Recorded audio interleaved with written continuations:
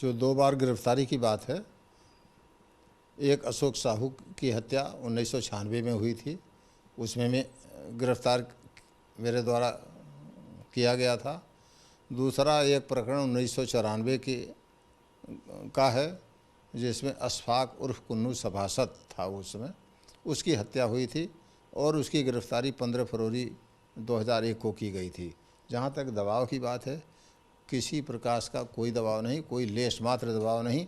हाँ, वो जो है उस समय की पुलिस कार्यवाही से इतने दबाव में था कि उसने अपने ऊपर 7 अगस्त 2002 को इसी कचहरी में, इलाहाबाद कचहरी में, जब वो रिमांड हेतु लाया गया था, पेशी पर लाया गया था, तो अपने ऊपर षड्यंत्र करके स्वरचित बम कांड कराया था।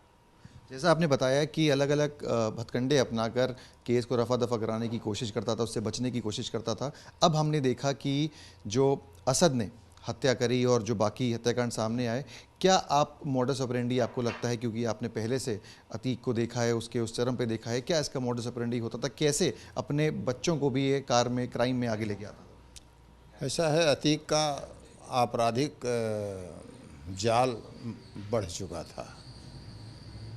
पहले स्वयं अपराध करता था, फिर अपने पर्यवेक्षण में, अपने सुपरविज़न में अपराध कराने लगा, फिर अपराध की दुनिया में अपने भाई को डाला, उससे पहला मर्डर कराया। उससे पहले तो छोटा मोटा कई तरह की जो है मतलब वो अब करता रहा, रंगदारी वाला जो है, रंगबाजी वाला।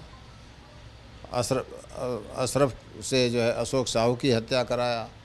फिर अशरफ को और जो है मतलब उसे यह नागवार लगा कि उसके राजनीतिक क्षेत्र में कोई दूसरा आदमी प्रवेश करे, तो अशरफ को के ही हाथों जो है पूरा ऑर्गेनाइज करके और अपना जो है उसमें षड्यंत्र करके, राजू पाल सिटिंग विधायक था, उसकी हत्या कराया।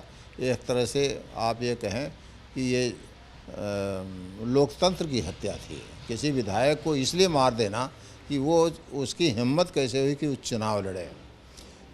अब आगे चलिए, जब ये सब होता गया और जब ये जेल चला गया, तो इसका कुछ, इसे लगा कि जो है इसका वर्चस्व कुछ कम हो रहा है, तो फिर ये जो है अपने पुत्रों को उसमें प्रयोग किया। बड़े पुत्र जो उमर के नाम से जाना जाता है, उससे इसने लखनऊ के मोहित जायसवाल का अपहरण करा करके जो है देवरिया जेल ले गए, मंगवाया, मार पिटाई करके जो भी आपराधिक कृत्य, माने घोर आपराधिक कृत्य किया। उसी उम्र से एक दूसरा यहाँ के जैद जो है प्रॉपर्टी डीलर है, उसका अपहरण करा करके वहाँ ले गया। तो आपको लगता है अपना वर्चस्व कायम करने के लिए असद से हत्या करवाई? उसी का बस दो सिलसिले में थोड़ा सा बता रहा हूँ। उसके बाद इसका दूसरा पुत्र जो अली है, वो रंगदारी मांगा, 4-5 करोड़ की रंगदारी, वो भी आ गया। तो अब ये एक तरह से ये अपराध से ही ये इसकी लॉन्चिंग हुई। ये अपराध में ही अपने 2 पुत्रों को लॉन्च कर दिया, भाई को लॉन्च कर दिया। अब जब ये सब जेल में हो गए तो नियंत्रण तो होना ही चाहिए, तो अपने पुत्र को, अपनी पत्नी को डाल दिया। तो असद से जो है उसने जो है मतलब इस तरह से खुलेआम, राजू पाल वाले मर्डर में भी वही हालत थी, और उमेश पाल की हत्या में भी एक भी अपराधी मुंह नहीं ढका था। तो उसके पीछे कहीं न कहीं मंशा ये थी कि सोसाइटी, समाज के लोग ये जान लो, सभी लोग ये जान लो कि हम डरते नहीं हैं। अपने पुत्र को लॉन्च किया। और ये बड़ा अपराधी हमेशा अपने वो, ये इसमें भी गुरु शिष्य की परंपरा चलती है। ये बात है कि इस परंपरा में शिष्य अंत में गुरु को मार डालता है। आप देखिए, बड़ा अपराधी को मार करके छोटा जो है उसका, उसी से जुड़ा हुआ जो है मतलब टिकिया चोर मारता है, फिर वो बड़ा हो जाता है, फिर उसका जो है, तो ये इस तरह से ये करता रहा। तो और जो नया जुड़ता है अपराधी के साथ, वो बड़ा स्वामी भक्त होता है।